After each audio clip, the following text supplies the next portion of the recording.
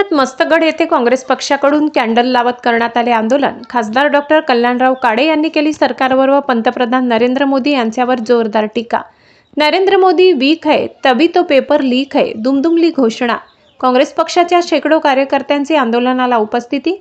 नीट paper फुटीच्या प्रकरणामुळे सरकारच्या विरोधात देशभरात रोष व्यक्त केला जात आहे आणि याचमुळे केंद्रीय शिक्षण मंत्री धर्मेंद्र प्रधान यांचा सरकारने राजीनामा घेतलाय।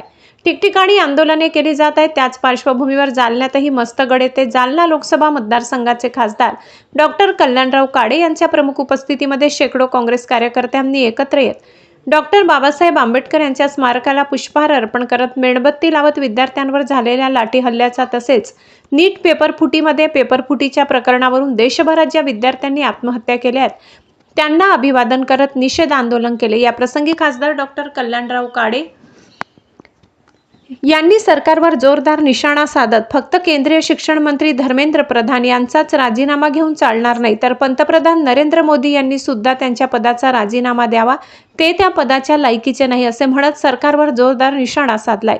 सर्वात अगोदर या पेपर फुटीवर आमचे नेते राहुल गांधी हे बोलले असून या राजीनाम्याचा सर्व श्रेय अगोदर विद्यार्थ्यांना जातो व त्यानंतर काँग्रेस पक्षाला जातो असे मत या प्रसंगी व्यक्त केले। हरी बोराडे, झी इंडिया 24 तास, जालना।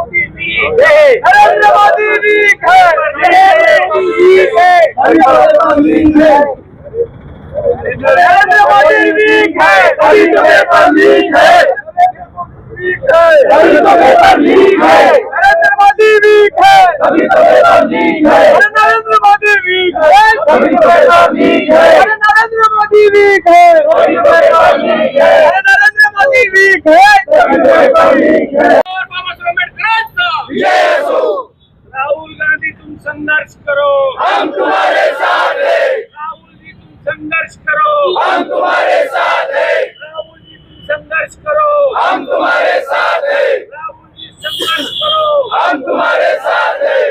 विद्यार्थ्यांवरील आरोप मागे घेतलेच पाहिजे, घेतलेच पाहिजे, घेतलेच पाहिजे। विद्यार्थ्यांवरील केलेले केस मागे घेतल्याच पाहिजे, घेतलेच पाहिजे, घेतलेच पाहिजे। धर्मघातक झालीच पाहिजे, झालीच पाहिजे, झालीच पाहिजे। पंतप्रधान मोदींनी देशाची माफी मागितलीच पाहिजे, मागितलीच पाहिजे, मागितलीच पाहिजे। मोदींनी देशाची माफी मागितलीच पाहिजे, मागितलीच पाहिजे, मागितलीच पाहिजे।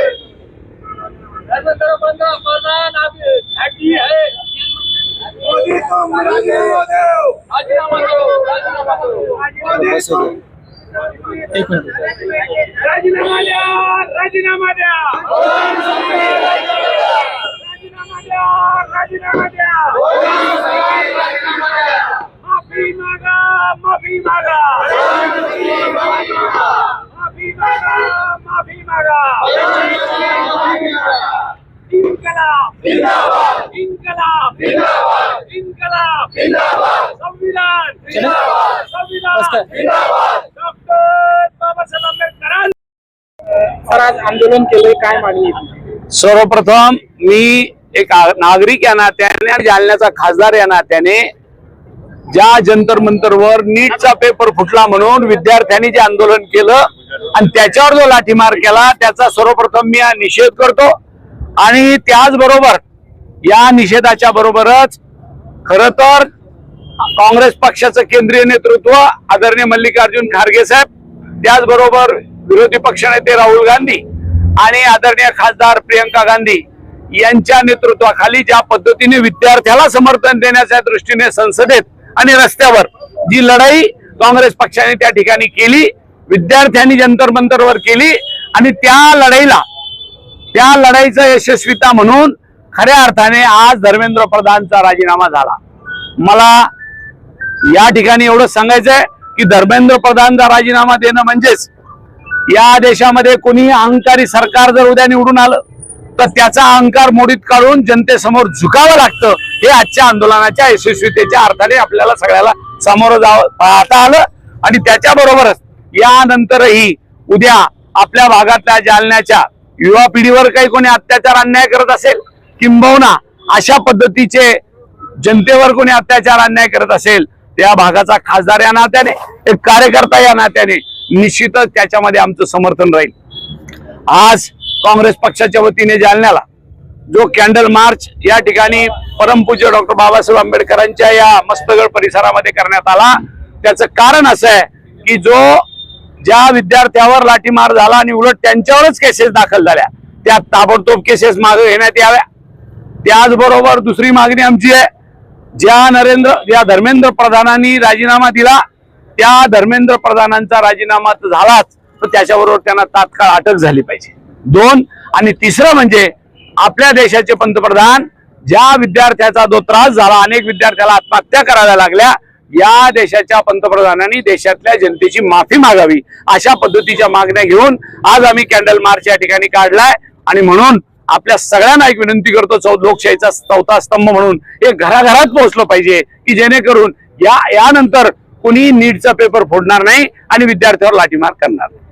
आज ज्या पद्धतीनं धर्मेंद्र प्रधान यांनी राजीनामा दिला, ते पाहता या राजीनाम्याच्या आणि या आंदोलनाच्या यशाचं श्रेय आपण कुणाला द्यायला?